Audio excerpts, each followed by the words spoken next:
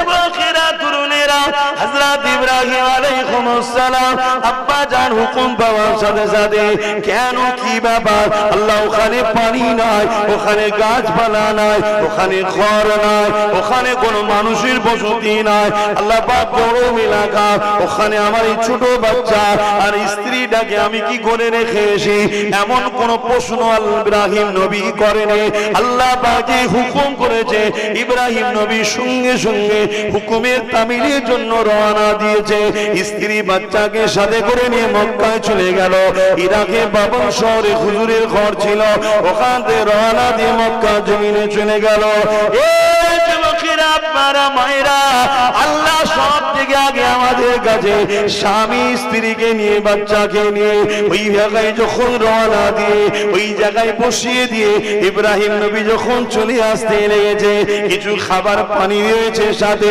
হযরত আম্মা জান হাজেরা বলতে লেগেছে আমার প্রাণের স্বামী এই জায়গায় আপনি আমাদেরকে রেখে চলে যাচ্ছে এখানে কোনো লোকালয় নাই বসতি নাই ঘর নাই বাড়ি নাই গাছপালা ছায়া নাই এই গরম মরুভূমি বাড়িতে আপনি আমাদেরকে ছেড়ে যাচ্ছে কোনো পানি খাওয়ার ব্যবস্থা নাই কিছু খাবার পানি রয়েছে এটা রেখে দিয়ে আপনি চলে যাচ্ছেন কেন ইব্রাহিম নবীর মুখে কোনো কথা নাই আবার দু কদম এগিয়ে যায় আবার বলে কেন রেখে চলে যাচ্ছে হুজুর আমার চুপ রয়েছে এদিকে আম্মা হাজেরা বলতে লেগেছে আমার প্রাণের স্বামী আপনি আমাকে আর ইসমাইলকে এই জায়গায় যে রেখে চলে যাচ্ছে এটা আপনার ইচ্ছা না আল্লাহ পাকের হুকুম ওই সময় ইব্রাহিম নবী দাঁড়িয়ে গিয়ে বলে হে আমার প্রাণের স্ত্রী নবীরা আল্লাহর হুকুম ছাড়া চলে না আপনাকে আর বাচ্চাকে এখানে রেখে যাচ্ছি এটা আমার আল্লাহ পাকের হুকুম এই যুবকেরা তরুণীরা বাবেরা কেমন ভাবে আল্লাহর হুকুমকে মেনেছে কেমন আল্লাহকে ভালোবেসেছে আর আমরা তো ইচ্ছা করে করে মাচারে বসে থাকি আল্লাহর হুকুম নামাজকে ছেড়ে দিই আমরা তো ইচ্ছা করে করে ক্লাবে আড্ডা দিই আল্লাহর হুকুম নামাজকে ছেড়ে দিই আমরা তো ইচ্ছা করে করে পার্টি অফিসে নেতার কাছে বসে থাকি আল্লাহর হুকুমকে ছেড়ে দিই এ যুবকেরা ভেবে দেখো তুমি আমি কত অন্যায় করছি কেমন কঠিন দিন হবে যেদিন মাথার এক হাত উপরে আল্লাহ সূর্যকে নামিয়ে দেবে এই তাপেতে তুমি আমি সহ্য করতে পারছি না এখানে ছায়া ওখানে ছায়া খুঁজছি সেদিন কোনো ছায়া থাকবে না আল্লাহ সাজিম ছাড়া ওই ছায়া কখনো পাওয়া যাবে না 7 শ্রেণীর মানুষ পাবে এই যুবকেরা তরুণেরা বাবেরা তার মধ্যে 1 শ্রেণীর মানুষ হলো তারা যারা কিনা টাইমে টাইমে টাইমে টাইমে আমার আল্লাহর খুশির জন্য আল্লাহকে রুকু সিজদা দেয় আল্লাহ পাক কিভাবে পরীক্ষা নিয়েছেন শোনেন এ না জওয়ান তরুণেরা আমার নবী পাকের প্রেমিকেরা আমার আল্লাহ প্রথম পরীক্ষা নিয়ে নিল জানের পরীক্ষা জালিম নমরুদের সামনে ইব্রাহিম নবীর ঈমানের পরীক্ষা শুরু হয়েছে জানের পরীক্ষা শুরু হয়েছে এ যুবকেরা তরুণেরা বাপেরা নমরুদ এমন করে এক আল্লাহকে মানত না নমরুদ প্রাকৃতিকের উপাসনা করত আজও যেমন পৃথিবীর জমিনে প্রাকৃতির উপাসনা করার লাখো কোটি মানুষ তৈরি হয়েছে তোমাকে আমাকে সেই দিকে নিয়ে যাবার ষড়যন্ত্র চলছে নমরুদও সেই রকম করত সে জোর করে নিজের উপাসনা করত সে চাঁদের সূর্যের উপাসনা করাতো বিভিন্ন ভাবে সে নকল নকল খোদার উপাসনা করাতো ইব্রাহিম নবী আলাইহিস সালামকে এইভাবেও বাধা দিয়েছে একদিন রাজ দরবারে ডেকে নিয়ে আসা হয়েছে ইব্রাহিম নবী একা তিনার পিছনে কোনো দল ছিল না তিনার পিছনে কোনো লোক বল ছিল না তিনার পিছনে কোনো রাজ ক্ষমতা ছিল না আব্বা জান ইব্রাহিম আলাইহিস সালাম কি যখন নমরুদ বলে তুমি নাকি আমাদের খোদার বিরোধী করো তুমি নাকি আমার নেতৃত্ব মানতে চাও না ইব্রাহিম আলাইহিস সালাম জানে এই জালিম হত্যা করে দেবে মেরে দেবে এর বিরোধী যারা করে তাদেরকে কতল করে দেবে ইব্রাহিম নবী জানের ময়া করেনি আল্লাহর প্রেমকে প্রাধান্য দিয়ে ইব্রাহিম নবী ওই জায়গায় দাঁড়িয়ে বলেছিল এ নমরুদ আপনি যেটা শুনেছেন ঠিক শুনেছে তোমাদের তৈরি করা হাতের কাল্পনিক খোদা খোদাকে আমি ইব্রাহিম মানি না। তোমরা সূর্যের উপাসনা করো, আমি ইব্রাহিম করি না। তোমরা চাঁদের উপাসনা করো, আমি ইব্রাহিম করি না। তোমরা পাহাড়ের উপাসনা করো, আমি ইব্রাহিম করি না। তোমরা প্রাকৃতিক পূজা করো, আমি ইব্রাহিম করি না।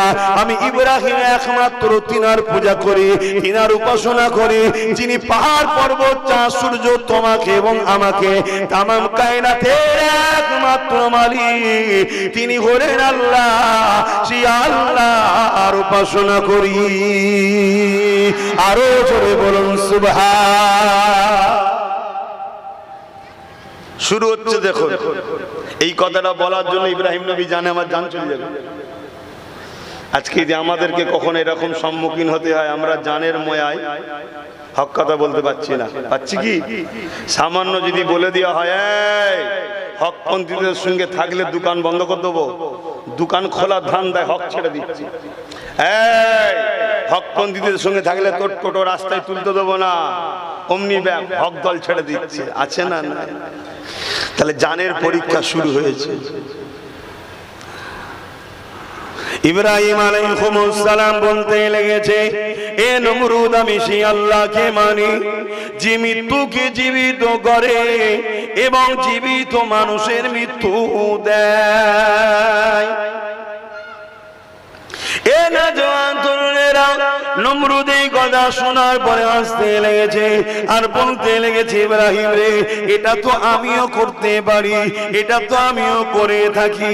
তুমি দেখবে কেমন ভাবে আমারও ক্ষমতা আছে মুর্দাকে জিন্দা করা, জিন্দাকে মুর্দা মৃত্যু দিয়া। এই হতভাগা নমরুদ কি করলো? দুজন আসামিকে কারাগার জেলখানা থেকে নিয়ে এলো। একজনের কালকে ফাঁসি হবার কথা, অর্থাৎ যার কালকে মৃত্যু হবে, নমরুদ তাকে আজাদ করে দিল, দিয়ে বলল, দেখো যার মৃত্যু হবে তাকে আজাদ করে দিলাম, তাকে জিন্দা করে দিলাম। আর কালকে যার আজাদ হবার কথা, সে রেহাই পেয়ে যাবার কথা, নমরুদ তাকে মৃত্যুদণ্ড দিয়ে দিল। দেখো যে বেঁচে ছিল তাকে আমি মেরে দিলাম। হযরত নবী ইব্রাহিম আলাইহিস সালাম মুচকি হাসলেন। এই মূর্খর সাথে তর্ক করা যাবে না। এই দ্বিতীয় কথা ইব্রাহিম নবী বলতে লাগলে, এ নমরুদ শোনো, আমার আল্লাহ তো তিনি যিনি পূব থেকে সূর্য তোলে পশ্চিমে ডুবিয়ে দেয় এবং কিয়ামতের সময় আল্লাহ পাক পশ্চিম থেকেও সূর্য উঠাতে পারবেন, উঠাবেন তিনি। আমার আল্লাহ পূব থেকে তুলে পশ্চিমে ডুবায়। তুমি যদি খোদা হও তাহলে পশ্চিম থেকে উঠিয়ে দেখো। ওই জায়গায় নমরুদ আর পারল না, ফেল হয়ে গেল। কিন্তু জালিমদের একটা বদ খসলত দেখবেন আছে, আজকে মিলাবেন। যারা জালিম শাসক হয়, অত্যাচারী শাসক হয়, তাদের একটা বদ অভ্যাস আছে, সেদিনও ছিল আজও আছে। যখনই দেখবে তর্ক যুক্তি তার পাচ্ছে না, অমনি বলে মার, ধর, মার। কথা বুঝে আসছে? তো নমরুদ দেখছে আরে হেরে গেলাম, তো নমরুদ অমনি সৈন্যদের বলছে, পুলিশদের বলছে, মাত্র নমরুদের সৈন্য, ধর ধর, এই ইব্রাহিমের কোনো কথা চলবে না, ধর থেকে। তা আজও যখন কেউ যুক্তি দিয়ে কথা দিয়ে বুঝায় যেটা অন্যায় হচ্ছে, কথা বুঝে আসছে, রাস্তাটা এই দিক দিয়ে নাই এদিক দিয়ে করা দরকার, বা এটা এখানে নয় ওখানে, হয়তো ভালো কথা বুঝাচ্ছে, কিন্তু দেখবে তার মনের মতো যদি না হয়, জালিম অত্যাচারীরা তারা দেখবেন জোর জুলুম শুরু করে দেবে। তা নমরুদও সেদিন কি করলো? বললো ধরো। কি শাস্তি দেয়া যায়? বলছে এমন একটা শাস্তি দিতে হবে যেন ইবরাত হয়ে থাকে, স্মৃতি হয়ে থাকে। বিশাল আগুন করো, 3 মাস ধরে কাঠ জোগাড় করা হয়েছে। ক মাস? 3 মাস। তাহলে কত কাঠ বুঝতে পারছেন? এটা রাজার হুকুমে 3 মাস কাঠ মানে কত বুঝতে পারছেন? সেই কাঠ জোগাড় করে ইব্রাহিমের বাড়ির সামনে, এই নমরুদের বাড়ির সামনে বিশাল কুয়া করে, আর সেখানে কাঠ দেওয়া হয়েছে, দিয়ে আগুন ধরিয়ে দেওয়া হয়েছে। আর আগুনের ফুঙ্কার, আগুনের তেজ এত বেড়ে গেছে যে ইব্রাহিম আলাইহিস সালামকে যে ফেলবে, কাছে যেতে পারছে না। কয়েক মাইল পর্যন্ত তাপ, কাছে যেতে পারছে না। তো কি করা যাবে? তৎকালীন সময় ছদ্মবেশে ইবলিস শয়তান ইঞ্জিনিয়ারিং বুদ্ধি দিলেন। কি? একটা কপিকল বা দড়িকল করে দূর থেকে ছুঁড়ে ফেলে দাও। যাতে করে কাছে যেতে না হয়, কথা মতো কাজ। ইব্রাহিম আলাইহিস সালামের পরীক্ষা হচ্ছে কুরবানি কাকে বলে দেখুন। আর এই স্মৃতিটা ৭০০০ ৮০০০ বছর আগেকার ঘটনা। আজকে কেন শোনাচ্ছি আমি, আল্লাহ এটা চেয়েছেন যে আমার যারা মাহবুব হবে তারা দুনিয়ায় কখনো মিটে যায় না, আর আখিরাতেও কখনো মিটবে না, তাদের স্মৃতি বানাতে হবে। জোরে বলুন সুবহানাল্লাহ। তাই তো আমরা ঈদে মিলাদুন নবী বানাই, কেন এটা আল্লাহর হুকুম, ইয়াদগার বানানো। কথা বুঝে আসছে তো ভাইয়ের আমার? ইব্রাহিম আলাইহিস সালাম তিনি ওই যে মেশিনটা বা যন্ত্রটা তৈরি হলো যাতে করে টেনে ফেলে দেবে, তাতে বসানো হয়েছে বিশাল আগুন, লাখো লাখো মানুষ সব ঘিরে আছে। আরে আমাদের খোদার বিরোধী করেছে, আরে ইব্রাহিম আজকে আগুনে ফেলে পুরানো হবে। সবাই আনন্দ করছে, ফুর্তি করছে, দেখছে। কথা বুঝে আসছে? ওর মধ্যে ইব্রাহিমের চাচাও রয়েছে, আজর নাম। কি নাম? ইব্রাহিম নবীর চাচা হয়। কোরআনে বাবা হিসাবে তুলনা দেওয়া হয়েছে, আব্বা হিসাবে। কেন? চাচাকে বাপু তো বলা হয়। কথা বুঝে আসছে? আব্বাজানকে আগুনে ফেলা হবে, ঠিক ঠিক একদম ফেলার মুহূর্তে আল্লাহ জিবরাইলকে পাঠালেন, দ্রুত যাও, যে ইব্রাহিমকে জিজ্ঞেস করো কিছু প্রয়োজন আছে কিনা, হেল্প লাগবে। বলো তো ভাই, যখন আমরা ডুবে যাই, যদি একটা পাটকাঠি বা ধানের শিশু পাই, সেটাকেও ধরতে যাই, ঠিক না? কেন দিশেহারা হয়ে যায়। ঠিক এইরকম একটা সময় বিশাল আগুনে ফেলা হচ্ছে, আর ফেরেশতা জিবরাইল এসে বলছে কিছু হেল্প লাগবে। ইব্রাহিম নবী তখন কি বলছে জানেন? সাহায্য তো অবশ্যই লাগবে। ও হযরত জিবরাইল, আপনার থেকে নয়, সাহায্য তিনার থেকে লাগবে। জিনার সাক্ষী দেওয়ার জন্য ইব্রাহিমের উপরে নমরুদে শাস্তি দিতে লেগেছে। তিনি আমার আল্লাহ, তিনার সাহায্য লাগবে। এ হযরত জিবরাইল, আপনি এখন চলে যান, আমার আল্লাহ আমাকে পরীক্ষা নিতে লেগেছে। ইব্রাহিমের কাছে আগুনটা বেশি ভয় না আল্লাহ পাকের জন্য ইব্রাহিমের জান দিয়াটা বড় খুশির বিষয়। ইব্রাহিম আগুনের ভয়ে আল্লাহকে ভুলে যায় নাকি পরীক্ষা চলতে লেগেছে। এ জিবরাইল, শুনে রেখে দাও, আমি আমার আল্লাহকে এত ভালোবাসি, এই আগুনে যদি আমার আল্লাহ পুড়িয়ে খুশি হয়, আমি ইব্রাহিম একবার নয় দুবার নয়, 1000 বার পূর্ব জান যদি দেয়, আবার আল্লাহর জন্য পুড়তে রাজি আছি। কেন? আমি আল্লাহর উপরে এত ঈমান, এই আগুনের ক্ষমতা নাই আল্লাহ যদি না চাই পুড়তে পারে। এই আগুনের ক্ষমতা নাই আল্লাহ যদি না চায় আমি ইব্রাহিমকে পুরাতে পারে। আমার আল্লাহ যদি চায় এই আগুনে পুড়বে ইব্রাহিম, আর এর জন্য আল্লাহ খুশি হবে।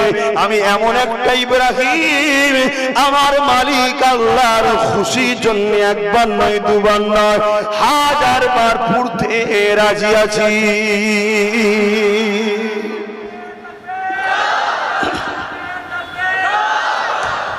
তাহলে আজকে কারো ক্ষমতা আছে তোমাকে মিথ্যা জেল দিতে পারে?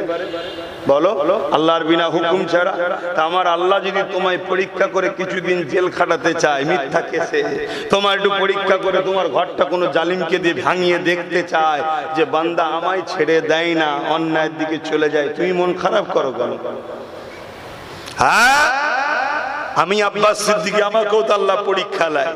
কিছু কাজ করতে গেলে বাধা হয়ে যায়। কখনো কখনো শুনি আমার মাহফিল ওপর থেকে সব ঘুষখোর এসে বন্ধ করে দিয়েছে। ঘুষখোর বোঝেন না? বন্ধ করে দিয়েছে। কেন? এতে মন খারাপ করলে হবে? এতে বলতে হবে আল্লাহ ভালোবাসে বলে তাই তো পরীক্ষা নিচ্ছে। দুনিয়ায় হাজারো মৌলানা মুফতি বক্তা আছে, কারো বেলায় বাধা হয় না, আমার বেলায় বাধা হয়। আলহামদুলিল্লাহ, আল্লাহ আমায় পছন্দ করে তাই তো পরীক্ষা নিচ্ছে। কই, আমি তো গিয়ে জলসায় আল্লাহর বিরুদ্ধে বলি না, নবীর বিরুদ্ধে বলি না, তারপরও বন্ধ হচ্ছে কেন?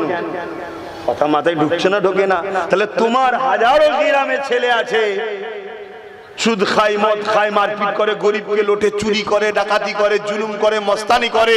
কারো দোকান ভাঙলো না, কারো নামে কেস হলো না, কারো খরচা আটকে গেল না, তোমারটাই আটকে গেল। তোমার তো বোঝা দরকার যে তোমাকে আল্লাহ পরীক্ষা নিচ্ছে, এ চাপে পড়ে শয়তানের দিকে যাই না, আমায় ধরে রাখে দেখবে।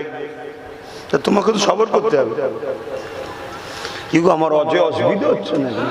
যেটা বাস্তব ঘটে সেটা শোনাচ্ছি। যুগে যুগে ইসলামের সব থেকে বড় দুশ্মন ছিল মুনাফিক মুসলমান। এটা মানেন? জোরে বলেন মানেন? যুগে যুগে ইসলামের সব থেকে বড় দুশ্মন ছিল মুনাফিক মুসলমান। তাই নবী আমার বলেছেন, আল্লাহ কোরআনও বলছে, প্রকাশ্য বেঈমানের থেকেও মুনাফিকের ঠিকানা সব থেকে কঠিন জাহান্নামে। মুনাফিক কে? নামাজও আছে, রোজাও আছে, দাড়িও আছে, টুপিও আছে, কলেমাও পড়ে, সব করে, কিন্তু মুমিন মুসলমানদের ধোঁকা দিবার জন্য করে। ভেতরটাই আল্লাহ রাসূল নেই, শয়তানদের জন্য জায়গা আছে। এ হলো মুনাফিক। এর ঠিকানাটা কি? প্রকাশ্য যারা আল্লাহ মানে না, নবী মানে না, তাদের থেকেও এর জাহান্নামের শাস্তিটা বেশি। এই শুনছেন না? শুনছেন না? আপনাদের কারো শখ যাচ্ছে নাকি মুনাফিক হবা? তখন না কিছু কিছু ছেলে আমার সাথেও মুনাফিকি করছে। সামনে দেখা হলে আসসালামু আলাইকুম, ওয়ালাইকুম আসসালাম, কি গলত, কি ভালোবাসা। আবার পিছনে খবর পেয়েছি সেই শয়তানি এলাকায় গিয়ে আমার ভালোবাসার ভাইদের উপর জুলুম করছে। কথাবার্তায় ঢুকছে। এতে মন খারাপ করার কিছু নেই, সবর করতে হবে, ধৈর্য ধরতে হবে, ধৈর্য ধরতে হবে। কেন আমার আব্বা ইব্রাহিম আপনাদের আব্বা নয়? এক কথা বলে, আপনারা তো ধন্য যে একটা নবীর বেটা হতে পেরেছি। আমরা তো সব নবীর বেটা। খুশি না বেজা? জোরে বলে। হ্যাঁ, কত বড় নবী, কত বড় নবী। নামাজে জিনাকে আজও ইয়াদ করা হয়। আল্লাহুম্মা সাল্লি আলা মুহাম্মাদিন ওয়া আলা আলি মুহাম্মাদ কামা সাল্লাইতা আলা ইব্রাহিম ওয়া আলা আলি ইব্রাহিম। এত বড় নবী, সেই নবী বেটা আমরা, অর্থাৎ প্রতিটা মুসলিম হলো ইব্রাহিম আলাইহিস সালামের সন্তান। জোরে বলুন সুবহানাল্লাহ। তাহলে আমাদেরকে দুনিয়া যেন ধোঁকাই না ফেলে দেয়, আমাদেরকে অভাব যেন ধ্বংস না করে ফেলে, আমাদেরকে কোনো জালিম শাসক যেন বেঈমান না বানিয়ে ফেলে, আমাদেরকে কোনো লোক যেন আল্লাহ থেকে দূরে না সরিয়ে দেয়, এটা আমাদেরকে ভাবা দরকার আছে না নাই? অজে অসুবিধে হচ্ছে। প্লেন দুটো ঘটনা বলে চলে যাবো, এত ব্যাখ্যা না দিয়ে? তাহলে বলুন চলে যাচ্ছি, আমার কি আছে, আমার কি আছে? কিন্তু মনে রাখবেন, শোনেন একটা কথা বলি, হক কথা যদি না বলা হয়, কিয়ামত দিন আমার জিভকে টেনে আল্লাহ কপালে পেরেক দিয়ে মারবে। আমি হুজুর বলে ছাড় না, আমি তো হুজুর তোমাদের কাছে, আল্লাহর কাছে হুজুর নাকি? আল্লাহর তো একটা দাস আমি। অতএব আমার জিভকে টেনে এই কপালে মারা হবে পেরেক দিয়ে। তুই হক কথা বলিস নি কেন? এজন্য বলতে হবে বাপ, তাতে লিভার হইলেন না লিভার হয় নালান, আমাকে কেন ডিস্টার্ব করছেন? আমি একটু বলি না? কি গো, বলবো না থাকবে? কারা কারা বলছেন বলতে একটু হাত তুলে দেখান। মারহাবা, নারে তাকবীর, নারে দিবেন। কোরআন ও সুন্নাহ, কোরআন ও সুন্নাহ, দ্বীন ইসলাম, নারে দিবেন। আব্বা জান হযরত ইব্রাহিম আলাইহিস সালামকে আগুনে নিক্ষেপ করে দেওয়া হলো। ইব্রাহিম নবী উঠতে লেগেছে, এবারে আগুনে গিয়ে পড়বে। আমার আল্লাহ জানিয়ে দিল, আগুন আমার ইব্রাহিমের জন্য বন্ধ হয়ে যা না, এটা বলেনি। আল্লাহ যদি বলতো বন্ধ হয়ে যা, বন্ধ হয়ে যেত, আবার আগুনকে ধরানো যেত। আর বন্ধ তো তুমি আমিও করতে পারি, পানি ঢেলে দিলেই তো বন্ধ হয়ে যাবে। আল্লাহ বলল, না আগুন তুই জ্বলবি ঠিকই, বন্ধ হবে না, কিন্তু জ্বলার ভেতরে তো আমার ইব্রাহিমের জন্য শান্তিদায়ক জায়গা হয়ে যায়। এটাই তো আল্লাহ। আগুন জ্বলছে, তার ভেতরেও জান্নাত, ফুলের বাগান, নিরাপদ জায়গা, শান্তির জায়গা। এটাই তো আল্লাহ, এটাই তো আল্লাহু আকবার, এটাই তো তিনি সব থেকে বড়। 3 দিন একভাবে জ্বলছে। ইব্রাহিম নবীর চাচা আজর বড় খুশি, বেটা মরেছে, ভাইপো মরেছে, কথা বুঝে আসছে। তো নমরুদের বাড়ি ছাদে উঠেছে, ছাদে উঠে যখন আগুনের দিকে তাকাচ্ছে, দেখছে ভাইপো তো ফুলের বাগানে ঘুরে বেড়াচ্ছে, খাওয়া দাওয়া করছে। জোরে বলুন সুবহানাল্লাহ। ইচ্ছা না থাকলেও উপর থেকে আজর চিল্লে বলছে, ইব্রাহিম তোমার আল্লাহ বড় ক্ষমতাশালী, ও বড় তোমাকে ভালোবাসে। জোরে বলুন সুবহানাল্লাহ। কিন্তু কপালে যদি হিদায়াত না থাকে হয়।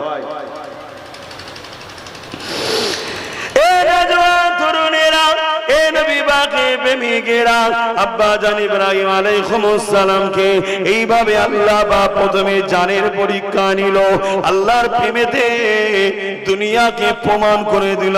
আজও সে আলোচনা আল্লাহ আমাকেও করাচ্ছে, আপনাকেও শুনতে হচ্ছে। আল্লাহ কোরআনে সূরা ইব্রাহিম নবী নামে একটা সূরা পর্যন্ত দিয়ে দিয়েছে, যাতে কিয়ামত পর্যন্ত আমার বন্ধুর আলোচনা হবে, আমার মাহবুব বান্দার আলোচনা হবে, দুনিয়ার মানুষ শুনবে। তোরা যে বলিস আল্লাহকে ভালোবাসি, তোদের ভালোবাসাটা কেমন, আর আমার ইব্রাহিমের ভালোবাসাটা কেমন? তোরা তো কুরবানি দিচ্ছিস, ঠিকই কথা। আমার ইব্রাহিম প্রথম নিজের জানের কুরবানি দিয়েছে। দেখ ওই জ্বলন্ত আগুনে আমার জন্য পড়েছে। আমি যদি চাই বাঁচবে, আমি যদি চাই মরবে, কোনো কারো কাছে সাহায্য চাই না, এমনকি জিবরাইলের কাছেও সাহায্য চাইল না। এ যুবকেরা, তরুণেরা, ও নবী পাকের প্রেমিকেরা, আল্লাহ পাক দ্বিতীয় পরীক্ষা নিতে শুরু করে দিল। আল্লাহ পাক কোনো সন্তান দিল না। দীর্ঘদিনের পরে 90+ হয়ে যাওয়ার পর আল্লাহ পাক ইব্রাহিম নবীকে একটা সন্তান দিল। যে সন্তান তো সন্তান, একটা জান্নাতি বাচ্চা দিল। নবীদের সম্পর্ক জান্নাতের সাথে, তাই নবী আলাইহিস সালামরা প্রতিটা নবীর চেহারা থেকে নূর আলো জ্যোতি বেরোতো। হযরত ইসমাঈল আলাইহিস সালামকে আল্লাহ দিল। যখনই বাচ্চাটা দুনিয়ার জমিনে এলো, একটা এত বছর পর এলো, আমার আল্লাহ পাক জানিয়ে দিল, ও ইব্রাহিম, প্রতিবেশী বাচ্চা পরিবারকে তো সবাই ভালোবাসে, আমি প্রিয় না, তোমার বাচ্চা স্ত্রী বেশি প্রিয়। এই পরীক্ষা তুমি আমাকে দাও। যাও তোমার স্ত্রী আর বাচ্চাকে ওই যে কাবা যেখানে রয়েছে ওই জায়গায় তখন ঘরটা ছিল না, কেননা নূহ নবীর প্লাবনে ওই কাবাটা শহীদ হয়ে গিয়েছিল। ইব্রাহিম নবী আবার তৃতীয়বার নির্মাণ করেছে। হে যুবকেরা, তরুণেরা, বাবেরা, ওই জন্য আল্লাহ বা বললে, এই ইব্রাহিম রে, তোমার স্ত্রীকা তোমার বাচ্চাকে ওই জায়গাতে তুমি রেখে দিয়ে আসো।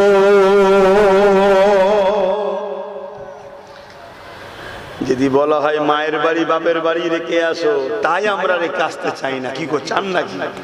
না, আমার বাচ্চা আমার কাছে থাকবে, আমার স্ত্রী আমার কাছে থাকবে, কি রেখে আসতে চাই কেউ? আর এখানে আল্লাহ কি হুকুম করছে? গরম হচ্ছে নাকি?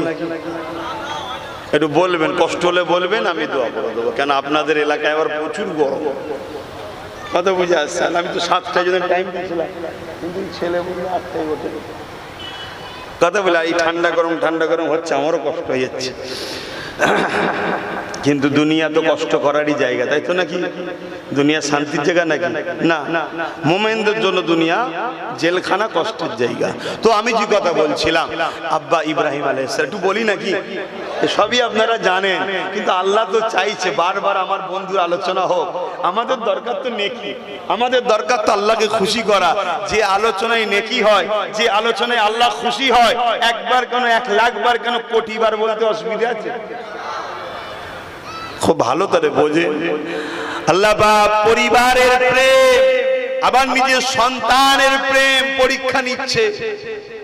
আহা, আমরা তো আমাদের বাচ্চারা অন্যায় করলে বকতে মারতে ডিস্টার্ব হয়, কষ্ট হয়, ছেলেকে বকবো, হ্যাঁ? অথচ কিয়ামতের দিন ওই ছেলের জন্য ধরা পড়ে যাবেন। প্রতিটা আব্বাকে বলি, আপনার বাচ্চা যদি সুদখোর, মদখোর, দুর্নীতিবাজ, অত্যাচারী, জালিমদের সঙ্গে উঠা বসা করে, মেশে, আপনি জানার পরেও যদি ছেলেকে না রোকেন, কিয়ামত দিন আপনাকে জবাব দিতে হবে। শুনছেন? কেন ছেলে আপনার ঠিকই কথা, কিন্তু তার থেকেও বেশি ওটা আল্লাহর বান্দা। আপনি হলেন গার্জেন, আল্লাহর বান্দা ভুল রাস্তায় গেল, আপনি রুকলেন না কেন? আল্লাহ আপনাকে কিন্তু ছাড়বে না। এটা শরিয়াত বলছে। উলামা হযরতরা রয়েছেন, নিচু অনেকে বসে আছেন, বলুন আমার কথাটা ভুল হচ্ছে, কেউ কেটে দিতে পারবেন? অতএব একটা পুরুষের জান্নাত যাওয়া যে কত কঠিন, কখনো যদি সময় পাওয়া যায় ওই বিষয়ে আলোচনা হবে। একটা নারীদের জান্নাত যাওয়া খুব সহজ, নারীদের জান্নাত যাওয়া খুবই সহজ। তারপরও রাসূল বলল জাহান্নামে নারীদেরই সংখ্যা বেশি হবে। কারণ হিসাবে রাসূল তিনটে কথা বলেছে, কোন কোন রায়াতে চারটেও আছে। তার মধ্যে একটা হলো নারীরা একটুতেই বদদুয়া করে, অভিশাপ দেয়। আল্লাহ বদদুয়া অভিশাপকারীকে ভালোবাসে না। তাই আমার মা বোনেদের বলবো, খবরদার বদদুয়া করবেন না, অভিশাপ দেবেন না, এটা আল্লাহ পছন্দ করে না। বাপ তো রাগ হলে ধরে ছেলেকে মেরে রাগ মিটিয়ে দেয়, মা তো ধরতে পারে না, ছেলে ছুটে পালিয়ে যায়, লাস্টে বদদুয়া করে তুই মরে যা, এটা ওটা সব বলে। এই অভিশাপগুলো আল্লাহ পছন্দ করে না। দ্বিতীয় হলো স্বামীর হক নষ্ট করা। স্বামীর হক অনেক দিক দিয়ে হতে পারে। নিজে খোদ একটা স্বামীর হক, নিজেকেও খারাপ রাস্তায় নিয়ে যাওয়া, না স্বামীর সম্পদ, স্বামীর ছেলে, ওটা আপনারও জানি, কিন্তু আপনাকে ডিউটি আল্লাহ দিয়েছে কে লালন পালন, প্রাথমিক শিক্ষিকা আপনি। এই রকম স্বামীর হককে নষ্ট করা, কথা বুঝে আসছে। 3 নম্বর, যেটা আমার আম্মা বোনেদের মধ্যে বেশি পাওয়া যায়, যেটা সত্য সেটা বলছি, যাতে করে মা বোনেরা ছেড়ে ত্যাগ করে, কি এর কথা ওকে, ওর কথা ওকে, এক জায়গায় বসলে হয়।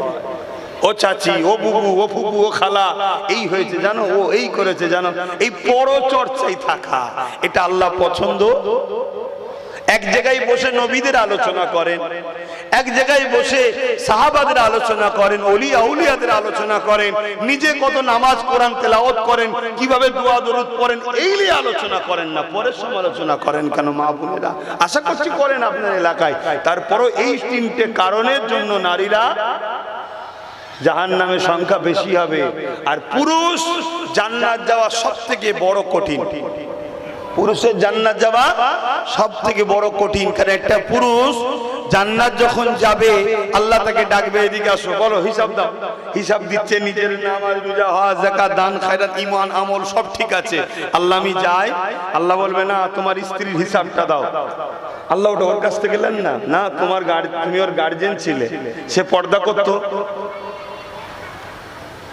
সে পরের বাড়ি গিয়ে বসে টিভি দেখতো নাকি, সে কি রাস্তায় বেরিয়ে বেরিয়ে মিছিলে ঘুরতো নাকি, এসব জিজ্ঞেস করা হবে। শুনছেন আব্বা জানেরা? আল্লাহ ওটা ওকে জিজ্ঞেস, না না তুমি গার্জেন, তুমি স্বামী, তুমি গার্জেন, বলো। আচ্ছা ধরুন স্ত্রীরটাকেও ক্লিয়ার করে ফেললো, হ্যাঁ সব ঠিক ছিল, পাক পবিত্র, পর্দা ফর্দা সব বুঝিয়ে বাজিয়ে রেখেছিল, ভালোবাসায় একে অপরের সাথ দিয়েছে। আল্লাহ চাই তোমার ছেলে কথা বলো, ছেলে নামাজ রোজা করতো, আল্লাহ রসুলের দিনের পক্ষে ছিল, আল্লাহ ছেলেকে জিজ্ঞেস করেন না, না তুমি গার্জেন, বল। শুনছেন কি শোনাচ্ছি? তাহলে আমাদের কি হবে? যত দিন যাচ্ছে ছেলেও তো সব আল্লাহর রহমত, খাতারনাক খাতারনাক দুনিয়ায় ছেলে আসছে, ছোটবেলা থেকেই যা পেকে যাচ্ছে, যা বদমাইশি করছে বলার মতো না। কি হবে? আল্লাহর কাছে দোয়া আছে, সেজদায় পড়ে পড়ে তাহাজ্জুদে কাঁদেন, আল্লাহ সব পারে, আপনার বাচ্চাকে হিদায়াত করে দেবে, বলুন সুবহানাল্লাহ।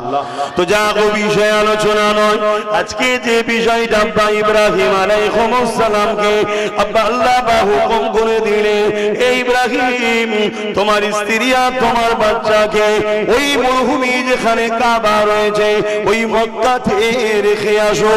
এ যুবকেরা, তরুণেরা, বোনেরা, হযরত ইব্রাহিম আলাইহিস সালাম আব্বা জান হুকুম পাওয়ার সাথে সাথে কেন কি ব্যাপার, আল্লাহ ওখানে পানি নাই, ওখানে গাছপালা নাই, ওখানে ঘর নাই, ওখানে কোনো মানুষের বসতি নাই, আল্লাহ পাক গরম এলাকা, ওখানে আমার এই ছোট বাচ্চা আর স্ত্রীটাকে আমি কি করে রেখে এসি, এমন কোন প্রশ্ন ইব্রাহিম নবী করেনি। আল্লাহ পাক যে হুকুম করেছে ইব্রাহিম নবী সঙ্গে সঙ্গে হুকুমের তামিলের জন্য রওনা দিয়েছে। স্ত্রী বাচ্চাকে সাথে করে নিয়ে মক্কায় চলে গেল। ইরাকে বাবন শহরে হুজুরের ঘর ছিল, ওখান থেকে রওনা দিয়ে মক্কা জমিনে চলে গেল। এই যুবকেরা, আপনারা মায়েরা, আল্লাহ সব থেকে আগে আমাদের কাছে স্বামী স্ত্রীকে নিয়ে বাচ্চাকে নিয়ে ওই জায়গায় যখন রওনা দিয়ে ওই জায়গায় বসিয়ে দিয়ে ইব্রাহিম নবী যখন চলে আসতে লেগেছে, কিছু খাবার পানি রয়েছে সাথে, হযরত আম্মা জান হাজেরা বলতে লেগেছে, আমার প্রাণের স্বামী, এই জায়গায় আপনি আমাদেরকে রেখে চলে যাচ্ছে, এখানে কোনো লোকালয় নাই, বসতি নাই, ঘর নাই, বাড়ি নাই, গাছপালা ছায়া নাই, এই গরম মরুভূমি বাড়িতে আপনি আমাদেরকে ছেড়ে যাচ্ছে, কোনো পানি খাওয়ার ব্যবস্থা নাই, কিছু খাবার পানি রয়েছে, এটা রেখে দিয়ে আপনি চলে যাচ্ছেন কেন? ইব্রাহিম নবীর মুখে কোনো কথা নাই, আবার দু কদম এগিয়ে যায়, আবার বলে কেন রেখে চলে যাচ্ছে? হুজুর আমার চুপ রয়েছে। এদিকে আম্মা হাজেরা বলতে লেগেছে, আমার প্রাণের স্বামী, আপনি আমাকে আর ইসমাইলকে এই জায়গায় যে রেখে চলে যাচ্ছেন, এটা আপনার ইচ্ছা না, আল্লাহ পাকের হুকুম। ওই সময় ইব্রাহিম নবী দাঁড়িয়ে গিয়ে বলে, হে আমার প্রাণের স্ত্রী, নবীরা আল্লাহর হুকুম ছাড়া চলে না, আপনাকে আর বাচ্চাকে এখানে রেখে যাচ্ছি, এটা আমার আল্লাহ পাকের হুকুম।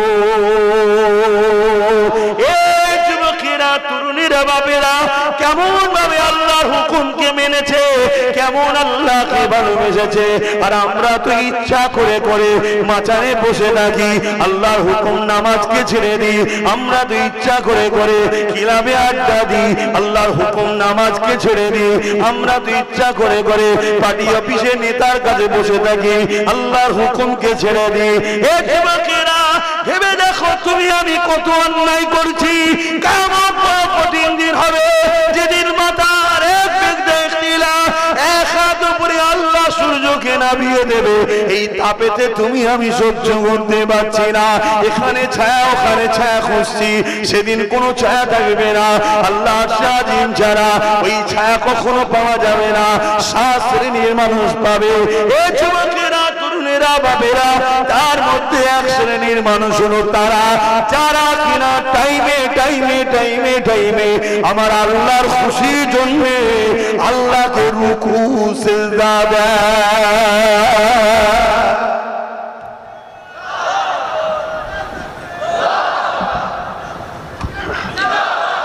আল্লাহ, আমরা মানুষ দুর্বল, কখনো হয়তো ঘুম ভাঙেনি ফজর বেলা, যুবক তবু আলাদা কথা, কিন্তু কাজা পড়ে নেবে। কখনো এমন জায়গায় সফরে ছিলে, গাড়িতে নামাজ পড়ার উপায় নেই, তাও ছেড়ে দিলাম, নাচারের কথা, আল্লাহ বড় দয়ালু, মাফ করে দেন। কিন্তু আমার যুব ভাইগুলো দেখেছি, বোনগুলো দেখি ইচ্ছা করে বসে আছে, ইচ্ছা করে। নিজেকে একবার প্রশ্ন করবে না, তোমাকে কে দুটো হাত দিল, কে দুটো পা দিল, কে দুটো চোখ দিল, কত ভালোবাসে, সেই আল্লাহর জন্য যাও না, কিছুই দিন নাও জানো, শুধু বাংলাতে বলো আল্লাহ নামাজ পড়তে এসছি, ইমামকে ইক্তেদা করে কাবার দিকে মুখ করে তোমায় সেজদা করবো, আল্লাহু আকবার। ইমাম যা করছে তাই করে, ইমাম যা করছে তাই করে, দেখে দেখে দেখে দেখে। আর সুবহানাল্লাহ সুবহানাল্লাহ সুবহানাল্লাহ, এই তাসবিহটা তো জানো, এটাই পড়ো না। আর আস্তে আস্তে শিখে নাও। প্রতিটা মসজিদে শিক্ষা কেন্দ্র তৈরি করুন, বয়স্কদের জন্য বা যারা শেখেনি তাদের জন্য শিক্ষা কেন্দ্র তৈরি করুন। সপ্তাহে 1 দিন হোক বা 2 দিন হোক, সেই জায়গায় সবাই এসে বসুন, ইমাম সাহেবের কাছে বসে নামাজের দোয়া, দুরুদ, মাসলা মাসাইল গুলো শিখুন। বিরাট বুখারী, মুসলিম, আবু দাউদ, নাসাই পড়তে হবে না। কথা বুঝে আসছে? ও যারা আলেম হচ্ছে, যারা দ্বীনের খেদমতের জন্য বড় ডিউটি আছে, সে আছে। আপনারা এতটুকু সপ্তাহে 1 ঘন্টা বার করতে পারছেন না আল্লাহর জন্য, আর অথচ কাল যদি মৃত্যু হয়ে যায় এবার কি হবে? কেউ তো আপনার কথা মনে রাখবে না, কেউ আপনার কবরের ধারে 2 দিন পরে যাবে না। অতএব আসুন বাপেরা, ভাইরা, নিজেরা শিখুন, শিখে গিয়ে আবার নিজের মাকে, নিজের স্ত্রীকে, নিজের বাচ্চাকে আপনি শিখান, আবার আপনি উস্তাদ হয়ে গেলেন। কথা বুঝে আসছে ইসলামের সিস্টেম এটা। তো সেই জায়গায় ইমাম সাহেবের কাছে বসে শিখুন এবং ইমামকে কিছু পারিশ্রমিক দিলেন। যদি 100টা ছেলে বা 100টা বাপ গ্রামে শিক্ষা অর্জন করে ইমাম সাহেবের পিছনে, আর মাসে যদি 200 করে টাকা দিই ইমামের মাইনে, আমি ইমামের কাছে শিখবো, সপ্তাহে 5-6 দিন কি 8 দিন ক্লাস নেবো, আমি ক্লাস করব, ইমাম আমাকে 8 দিন শিখাবে, মাসে 200 টাকা দেবো। এত কম পয়সা দিয়ে দিন শিখার জন্য কথা বলছি। তাহলে এইভাবে যদি 100টা লোক হয়, তাহলে ইমামের মাইনে 20,000 টাকা মাসে হচ্ছে। তাহলে ইমামকে কোনো বেঈমান কাফেরের কাছে ভিক্ষা চাইতে হবে? আর ইমামকে ভিক্ষা দেশে কাফের কোরআনের বিরুদ্ধে বলবে, ইমাম চুপ করে বসে আছে, ইমামের পিছনে নামাজ হবে? তাহলে কোথায় ধর্মটাকে নিয়ে যাচ্ছি আমরা? আসুন নিজেরা বাবুন, নিজের গ্রামের মসজিদের ইমাম, আল্লাহর ঘরের মেহমান, আল্লাহর ঘরের খাদেম, সে তার সম্মান করুন। আসুন 100টা ছেলে, 100টা বাপ প্রতিজ্ঞাবদ্ধ করেন, সপ্তাহে 2 দিন করে ক্লাস করাবে ইমাম সাহেব, মাসে 8 দিন হচ্ছে। কথা বুঝে আসছে? এই 8 দিন তিনি আমাকে নামাজ, রোজার মসলা মাসাইল শিখাবে, আমি মাসে 200 টাকা, বছরে 12 দুগুণে 2400 টাকা বা 2500 টাকা ধরুন দেবো। এতে কি হবে? আমার ইমামও সম্মানিত হবে। একটা ইমাম যদি ভালো জামা পরে, আপনাদের বুক ফেটে যাবে? একটা ইমাম যদি ভালো গাড়ি মোটরসাইকেল চেপে বেড়ায়, আপনাদের বুক ফেটে যাবে? এ তো গর্ব হওয়া দরকার, আমার ইমাম যাচ্ছে। অন্যান্য ধর্মের ধর্মগুরুরা কিভাবে যাচ্ছে দেখছো না? তাদের পিছনে সিকিউরিটি ফোর্স, আগে পিছু সব যাচ্ছে, কি ভিআইপি। আর তোমার ইমাম ছিঁড়া জামা গুটিয়ে সাইকেলে করে ক্যাচ কুচ করে যাচ্ছে। কেন? কপাল ফাটা। মুসলমান আজকে ধ্বংস। এবার এই সুযোগে ইমামের ফায়দা নিচ্ছে যারা ইসলামের দুশমন।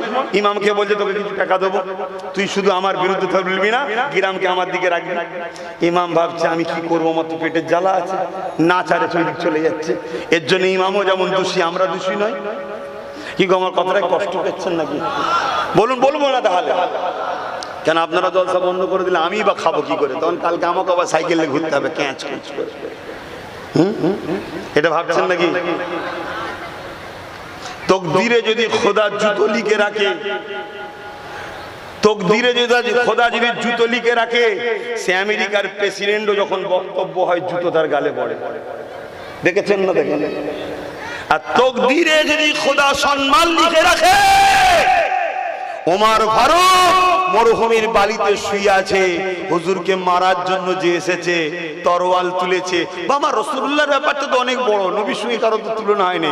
নবীর একটা ছাত্রের কথাই বলছি, এসে অবাক, আরে অর্ধেক পৃথিবী সায়েন্সা গাছতলায় বালিতে শুয়ে আছে। এই রকম লোকের আন্ডারে যদি আমরা থাকি, আমরাও বড় নিরাপদে থাকবো। এ হারামখোর নয়, এ চোর নয়, জনগণের ঝেড়ে খাইনি। কথা মাথায় ঢুকছে? সে মারতে এসেছিল, মারা তো দূরের কথা, নিজেকে হুজুরের গোলাম বানিয়ে দিয়েছে। জোরে বলুন সুবহানাল্লাহ।